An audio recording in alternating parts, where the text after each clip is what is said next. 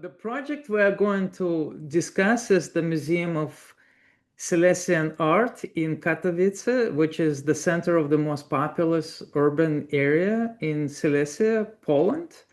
The museum is built on the post-industrial site of a disused Warszawa coal mine, which is situated in the center of the city. The museum building is a result of a European competition, design competition, which you won in 2007, with a striking concept to locate most of it underground. The museum opened in 2015, 10 years ago, and now is one of the most popular attractions in the region. What prompted you to bury this building underground, and what was the rationale behind it? Katowice is existing or was existing of three coal mines. And so the working population actually worked underground every day. And so we said, so they're used to this. And so we said, well, let's try to put the culture underground because they're used to that. And this was a coal mine which was not used anymore. It was sold. And it was actually the site for this new museum for Silesian art. We dared to do this, although the brief, didn't really refer to having a museum underground. They wanted to have a posh new place in this area. And we said, no, let's go underground and refer to it as, form post-industrial mining thing, and only have those places which need daylight, like administration, above ground. And other parts, the conference center, restoration part, they are also underground, but with large atria supplying daylight into these areas. You told me that the jury was convinced that the project was designed by a local firm.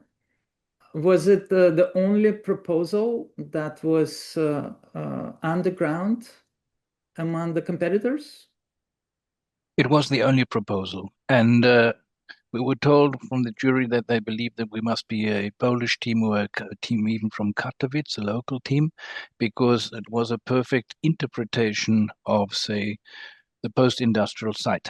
Let's talk about the excavation process. How deep did you have to dig, and what were the main challenges? Well, the excavation went down to 20, 21, 22 meters, so fairly deep. And because there are two levels of exhibition space down underground. And but the challenges were real challenges that the mining tower, the which is historically protected right next to the museum, was just like 2 meters away from the hole. So we had to actually save this so it would not fall into it. And then two other buildings also right next to the site or next to the hole, which we dug, were problematic to be kept so they wouldn't slide into the hole. The museum is not entirely hidden underground. It's composed of dispersed, preserved historical buildings and a whole series of glazed boxy volumes. What are the key components of the museum? Hmm.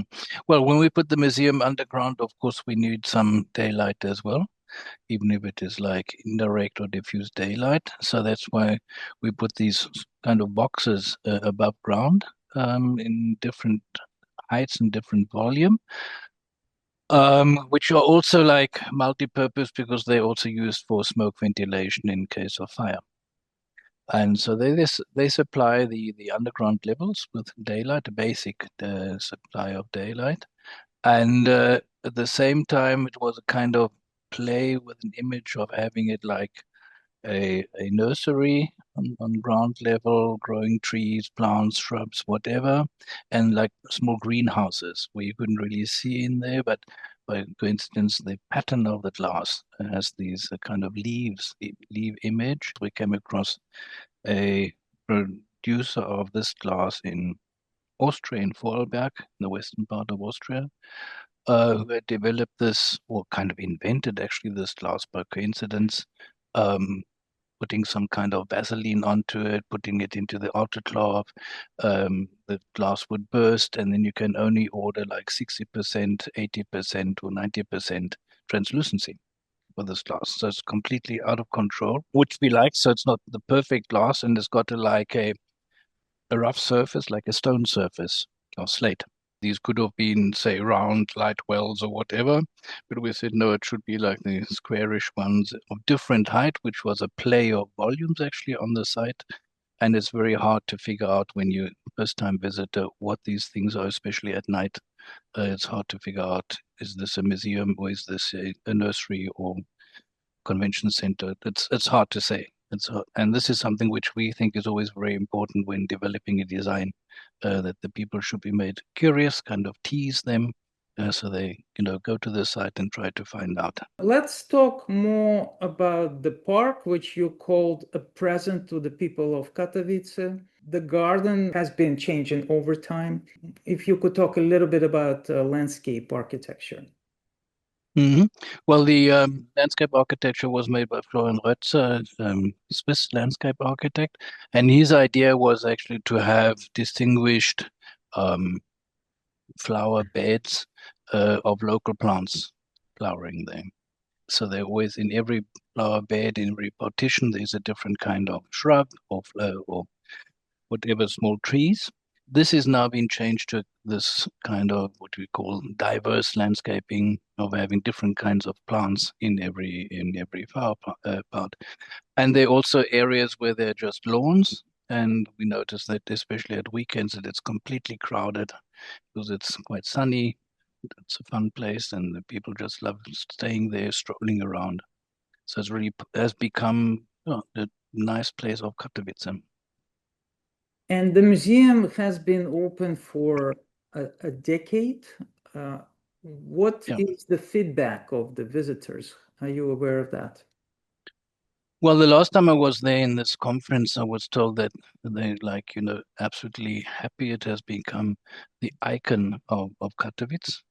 It's, the talk of the town. Even if say they've got an even better building, which is the Spodek from the 60s.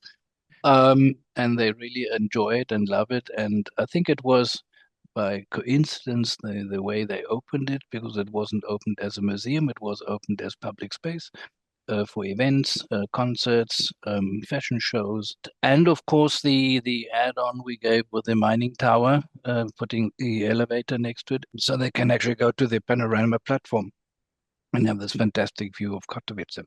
If you could talk about what are the major programmatic components of the museum? Big idea was actually when we said if we put the museum underground, you can have two things for the price of one. So the additional thing they would get, the municipality, was the public park. So actually, we created a public space within a museum underground. And this public space is so very important because it connects to a public park right next to the museum. So it actually is an extension of public space. The underground space is made up of three different parts. One is the exhibition space. The other one is the educational space, including restoration. And the third one is the storage. The exhibition spaces, they are connected by a big ramp system, because we said if you go down there like 20 meters, the going down is fun, but going up is like strenuous. And so this should be fun as well. And so they're actually two ramps intertwined, but they don't touch each other. They're not connected. And actually, the godfather of this ramp is the penguin pool in London Zoo by Lubetkin, with these two spiral ramps where the penguins just cannot meet each other, but they look at each other and then the people kind of see the penguins. So we always loved this project. We said, okay, so it's this ramp going down from two sides, and you can talk to each other, but you cannot go with the other person on the other ramp. You have to jump over the balustrade. So it's a thing of kind of communication strategy of enabling something and then cutting it at the same time, and then you go further, and then you want to meet somebody you met in the meantime on this ramp. So actually it's about talking and chatting, and then you maybe don't notice how far you went down or how far you still have to go up. When they didn't open the museum as a museum, but as public space events, they had fantastic fashion shows and using the ramp as a catwalk. And it was never designed as a catwalk. But they found out themselves, no, this is a fantastic catwalk. The other buildings which were on the site, historical buildings, protected buildings from the coal mine, now have been refurbished for artists in residence, for exhibition spaces, and so on. So this kind of cultural district has really come alive, finally. When you speak about your architecture, you use phrases such as conditioned openness, urban complexity, non-determined spaces, possibilities for surprises, no form, no style, no ideology, sharp edges, campus-like, spatial continuum, and unexpected present to the people. And I'm not afraid of the future. How else would you describe your work, and what kind of architecture do you try to achieve? Well, we try to achieve an architecture which is open for utilization now and in the future. And we say we cannot figure out and say what the future will be like, but it has to be like a kind of frame or like a structure. And that's why it's always this play of determined and non-determined spaces. So trying to make the determined spaces as small as possible, so to have a lot of space for the non-determined. And this can be anything from, say, a cafe to a yoga studio, from a museum to a school, or you name it. And it can always change. What is your design process, and how do you typically start a project? Well, I think we always start a project with sitting around a table and starting to talk about the project. And more or less the idea is that nobody should have any advantage. That nobody should have read the brief before or kind of have been prepared or whatever. And just, everybody starts from scratch. And then it is always like a research-driven design work. Then in a very early stage, calling in mechanical engineers, structural engineers, energy engineers. So the group grows and grows. And at the beginning, we don't know what will come out in the end. It's completely open. It's a method of a high potential of listening, not of talking, of listening, keeping back, and also of, letting people work on different concepts, then comparing concepts, evaluating them, pros and cons, and reducing it from 5 to 2, maybe to 1, and changing it again. And the thing is open for a long time, and it's also challenging for the team. Sometimes they think the first thing they draw, it has to be the ultimate thing, but we say no, it can always be something else, and we can always learn in this process. And this is something we think is interesting, and that's why also maybe the projects look from project to project quite different. At the same time, there is a certain consistency in your work. So how would you identify that? I think the consistency is because it's given because we think in just about all scales at the same time. So we can talk on, say, scales of urban design and immediately say, well, the typology of housing will be like that. The staircase is in the courtyard. And then, okay, if it's in the courtyard, then we don't have to have any fire brigade in the street, and all these things, dun, dun, dun, dun, dun, coming together, which is challenging. And then sometimes, okay, now it's too much of a detail, or it's too much of urban design. But it's always, like a declination of all things which come to your mind simultaneously, and then trying to figure out what can this project be. You once said it is important to know the context, but it is also important not to know everything. If you could explain that. Yeah, I think if you know too much and if you know everything, then you have got no liberty and no freedom anymore to do your design work. We think it's like having a high potential of subjectivity is better than trying to be objective. because objectivity is always misleading. It's never is really true. And maybe it's just the vibe, the feeling of a site.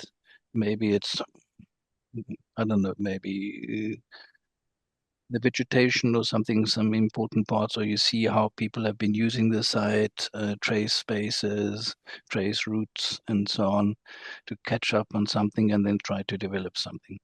But this is only one part. It is completely subjective. But we think that if you've got more different subjectivities getting into one project, being, part of the project, this is actually far clearer than trying to be objective. You also said, I like architecture that causes friction. So how so? Well, I mean, I'm always amazed that architecture can cause friction. Obviously, there is something, disturbing for people, not only our project, but maybe also other projects. But the moment it causes friction, it is that somebody is participating, taking care of, taking knowledge of whatever is happening there. So really going in for it, trying to be like interactive with the project they are seeing. If it's like something positive or something negative, it doesn't matter. But it is not, I don't care about the project, which I think will be the worst. People just pass by and say, oh, we didn't even see anything. So it can be a little bit irritating. It can be like a little bit demanding.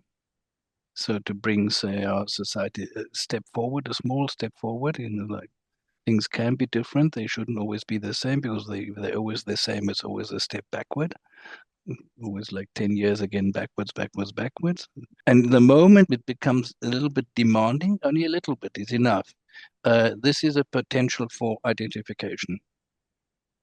That you start thinking about create your own image, create your own pattern of use, whatever, and then you take it into possession. And this is identification, which we think is so very important because we don't want to be caretakers of our project.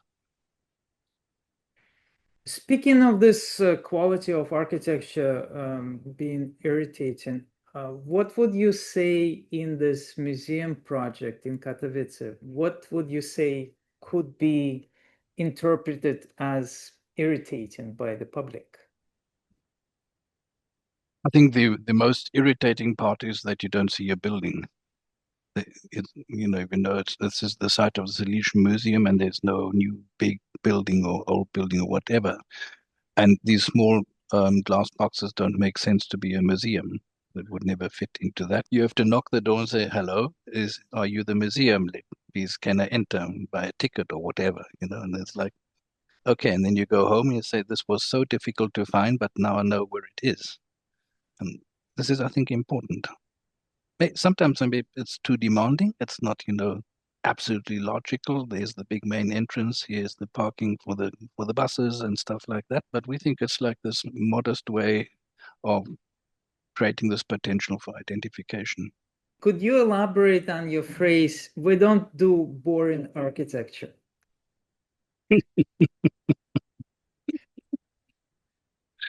Yeah, we hate boring architecture. Well, we don't like doing architecture you kind of know. And like you do something and the client would say, "Oh yes, I know, I saw something like that already." We say, "Oh God," But so, and it doesn't have to be boring, but also the boring thing is because if it's boring, uh, you get bored yourself and you don't like it anymore. You don't know what to do with the place anymore. A place has to be like, interesting, not in the first moment you move in, but also like after 10 years, you still can change your apartment, move your bed around, your sofa around or whatever, or make it a kindergarten and stuff like that. So it's always, thinking about what to do. It always continues and it's not, stuck in its place as a determined space of a, say, two-room apartment where nothing can happen except always being a two-room apartment.